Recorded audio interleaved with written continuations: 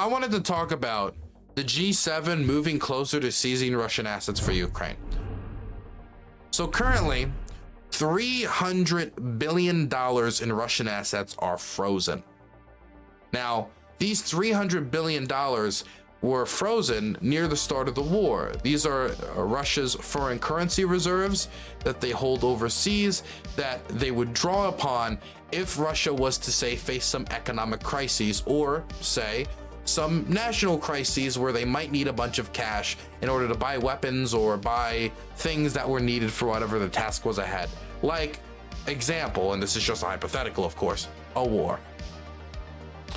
And so once the war started, one of the things that the West did to try to make the Russians feel the economic consequences of invading Ukraine was to implement sanctions, against the Russians. And that led to the freezing of over $300 billion worth of assets. Now, these assets, after being frozen at the start of the war, have just been sitting there since, again, like March, April, May.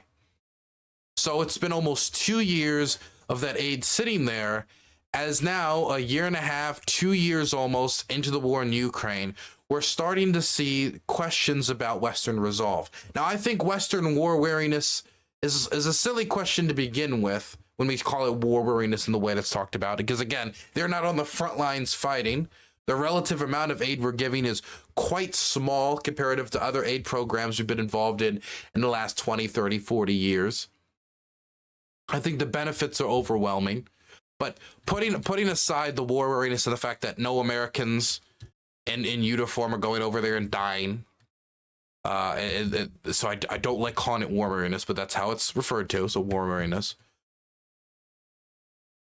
If we are having problems agreeing to send over the $55 billion from the EU package due to the Hungarians blocking the aid, or we're having problems with the $61.5 billion packaged from the United States because the Republicans want to package it with HR 2 and some Republican immigration reform that would bring back things like the Trump era Title 42. If these are the things that are blocking up aid, and aid should still be sent, the 61.5 should still be sent, the 55 billion should still be sent. But if these are such big questions, and one of the concerns brought up by Marjorie Taylor Greene, brought up by Mike Johnson, brought up by the Republicans in question, or Viktor Orban, is the cost. It costs too much. The problem isn't that we want to help Ukraine. Oh, we'd all love to help Ukraine. It's not that we have some ideological, agreement with the invaders, which I think for Viktor Orban that you're balancing a little bit there. And for certain far-right Republican congressmen like Marjorie Taylor Greene, I also think you're balancing a little bit there. It's just it costs too much. The cost to support Ukraine is too much. We cannot spend 0.5% of our GDP on Ukraine. We cannot spend 4% of our Pentagon spending on Ukraine aid. It's just too overbearing. Okay. Then why not take the $300 billion in frozen assets and just give it to the Ukrainians? Now, the thing that's interesting about this is Western leaders have talked about this. Analysts have talked about this. In fact, Western leaders had said in response to people bringing this up before was, we don't want to take the money and give it to the Ukrainians yet, because if we take the money and give it to the Ukrainians right now, what that would ultimately lead to is losing the leverage that we have in negotiations with the Russians that we could use in order to get them to pay for Ukraine's reconstruction. I don't know how much I buy that argument. Now, I do think we could design a package or design this in a way that allows the West to retain a certain amount of leverage through still frozen assets. For example, giving the money to Ukraine in packages of 10 billion every month or 15 billion every month, whatever it would be. And every month that goes by, another 10 billion, 8 billion, whatever the amount is given to the Ukrainians while the rest of it stays frozen. And then when the war ends, The rest of it could be unfrozen and given to the Russians upon them, paying for any repairs to the Ukrainian country. But but putting all that aside, putting aside any plan to like try to break up the aid and send it to the Ukrainians in increments to retain leverage for as long as possible.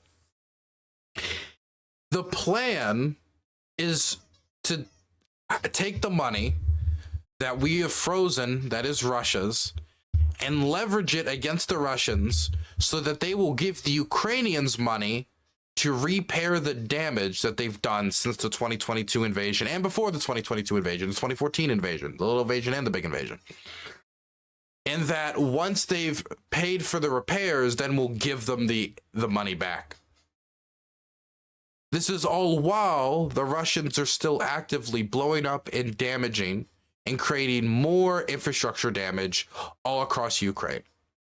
So the plan is make the people who are still destroying more infrastructure pay for the infrastructure damage, and we're going to make them pay for the infrastructure damage by offering to give them back the money that we froze. So leverage frozen money to make the Russians give the Ukrainians their unfrozen money. It seems like a lot of beating around the bush when we could just cut out the middleman, take the $300 billion and give it to Ukraine. It seems a little silly to try to leverage frozen assets against a country that is currently invading and bombarding Ukraine if the point of leveraging the assets is to give them to pay for repairs in Ukraine while they're actively creating more buildings that need to be repaired. Not creating more buildings that need to be repaired, but destroying more buildings that are going to need to be repaired. Like they're actively making the problem worse, and we're trying to leverage these frozen assets that could be repairing stuff right now, that could be going towards Ukraine's defense right now, that could be paying the subsidies of Ukrainian teachers that are living on very low wages right now, that are being told not to take any overtime, to take off as much time as possible, take vacation days, because they just cannot afford to pay them. And if they don't take vacation days, they won't be able to afford to pay them. They won't be able to afford to keep the school open. They'll shut down the school, and then those kids will be without teachers. These are the financial situations that the Ukrainian government has found itself in across much of its public sector to pay public sector employees and to pay for repairs. That is the state of affairs the Ukrainian government has found itself in while it's still being bombed. And we're saying, as that is the situation Ukraine is in right now, that the perpetrator that has created that situation and put Ukraine in that position in the first place, we're going to hold out to give the money that we froze of theirs to the Ukrainians in the hopes that in the future they can give a comparable amount 5 years down the line, once the damage has already been done. Just cut out the middleman. You're doing a lot of beating around the bush, finding ways to. They are actively causing more damage in Ukraine. Still, expecting them to pay for the repairs when they're still calling the damage now is more than naive. It's more than naive. The Ukrainians need the money now. I understand that we don't hold all of the assets ourselves, that the Europeans, like the Germans and the French, they hold a lot of the assets. Actually, they hold the bulk of the assets, but we do hold some. And we could take those funds, make them available, and try to convince the Europeans to do something similar as well.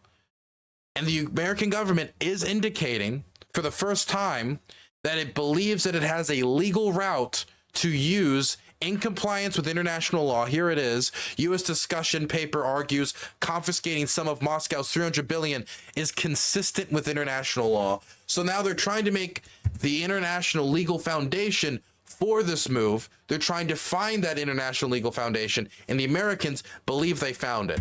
Hopefully that's right. Because if there's one way to respond to the idea that support for Ukraine is faltering, that the pro-Ukraine crowd could be hoping for or could get, that'd be helpful. A good three-punch combination would be the aid to Ukraine approved from the United States, aid to Ukraine approved in February from the European Union, the 55 billion that the head of the EU has said is now going to be talked about in February, and they're going to try to resolve whatever this issue is with the Hungarians in the meantime, and billions upon billions of the frozen assets that Russian frozen assets being dedicated to undo the damage that the Russians have done in Ukraine. I think that would be a good message to send, a good message to send, and the message would be that Ukraine's allies aren't going anywhere and that support for Ukraine isn't going anywhere. And so Russia has to build around that and has to figure out a resolution with that in mind.